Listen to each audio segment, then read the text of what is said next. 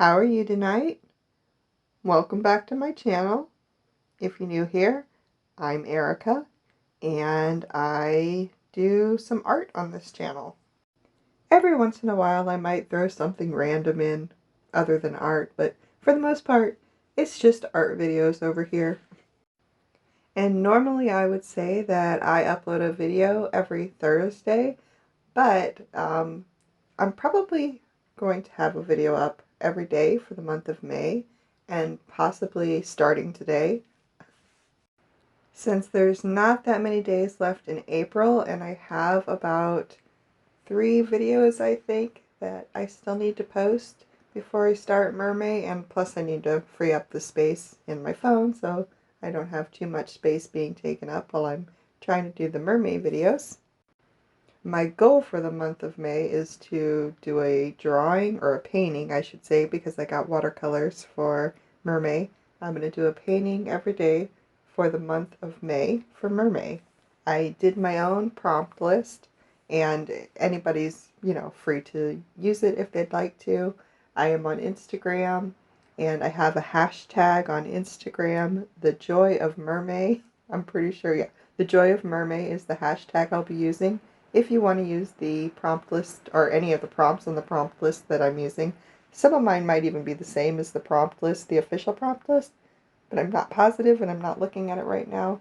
But I'm sure there's probably a couple that are the same, but I can't remember. And I almost completely forgot about doing a hashtag for the Instagram.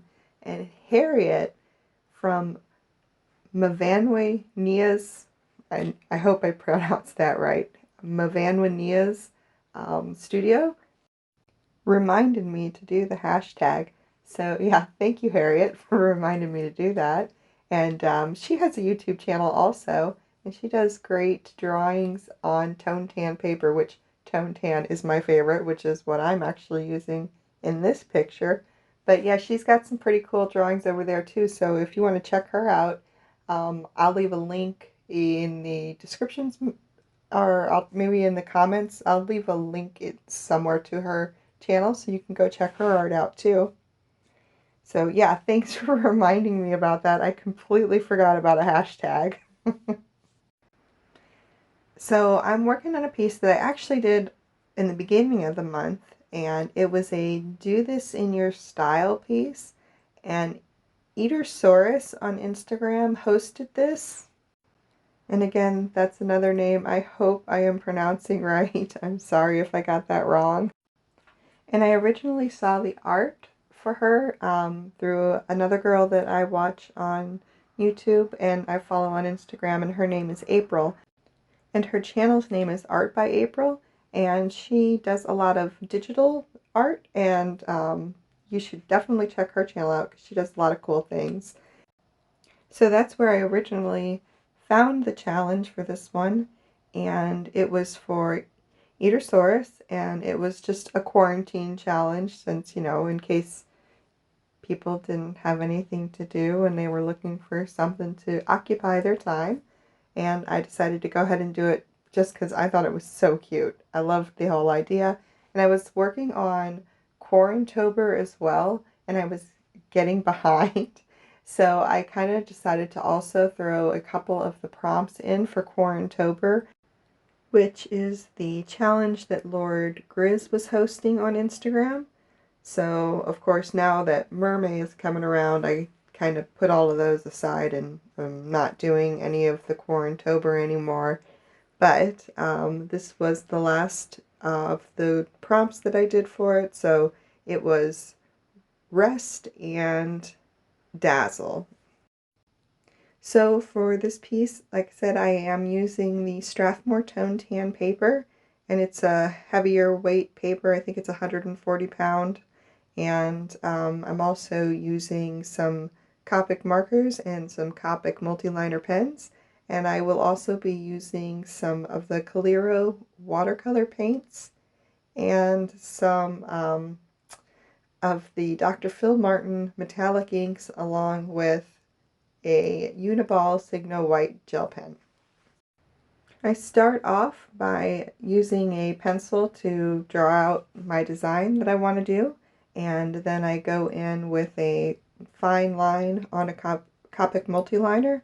Usually the 0.05 or the 0.03 is what I'll use, and I'll do all the main lines that I want to use, and then I'll of course erase everything else, and then I'll start adding color and stuff.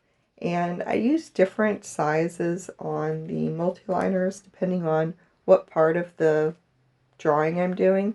So I'll use heavier lines on the outside, like the border lines, and then I'll go in with thinner lines with different things like, the body, the face, the hair, stuff like that. But I like to do kind of a heavier line on the whole outside, just that, so there's some definition there. And I like to use the white gel pen for any of the highlights that, for that glowy kind of dazzly look. And also I tape it down just to keep from having the paper buckle too much when I use the watercolor. Even though it's a heavier paper, I still find that when, you use watercolor, it's going to always buckle a little bit. So I go ahead and tape it down. And plus that kind of keeps me from moving the paper around a lot and making everybody seasick while you're watching. So yeah, I go ahead and keep it down. When I go in to do the background, I like to saturate the paper pretty good, and then I'll go ahead and go in with some black ink, and I use the Speedball black ink for that instead of watercolor. And then I use a hair dryer. When I use big areas like that, I like to use a hair dryer and just go in and dry it, because it seems to keep the paper a lot smoother. If I let it dry on its own, it seems to kind of keep a little bit more of a warp in there. And now I'm going to let you listen to me peel the tape off if that's something you like.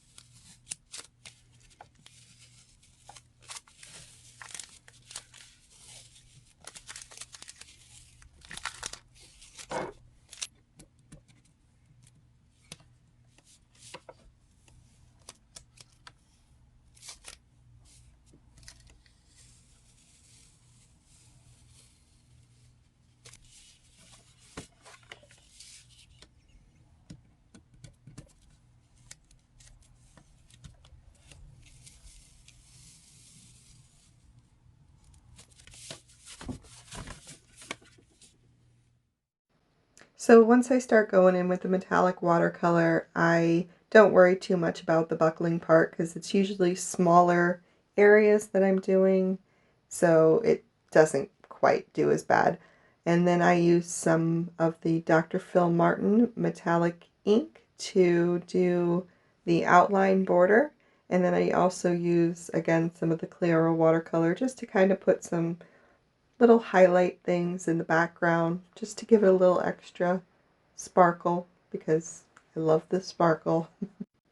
And that was one thing I did decide I was going to do for Mermaid that I decided I wasn't going to do for Inktober, because I wanted to keep Inktober really simple, and I decided not to do any metallic. I only used like a couple of different products, but with Mermaid I will definitely be using the metallic watercolor and the metallic ink, and I got some watercolors for it to try to, learn a little bit more and how to use those.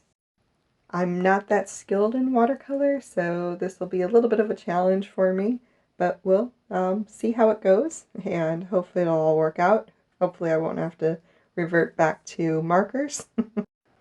And I want to give a big thanks to all of my subscribers. You guys are awesome and you rock, and I appreciate you guys so much for sticking around and watching my videos and listening to me ramble on. And like I said, if anybody else is participating in Mermaid, let me know. I'd love to watch and see what you guys do. So thank you all for watching today's video, and I will probably be seeing you for quite a few more videos for the next month. Hopefully I don't wear out my welcome. Thanks for watching, everyone. Love you guys. Bye.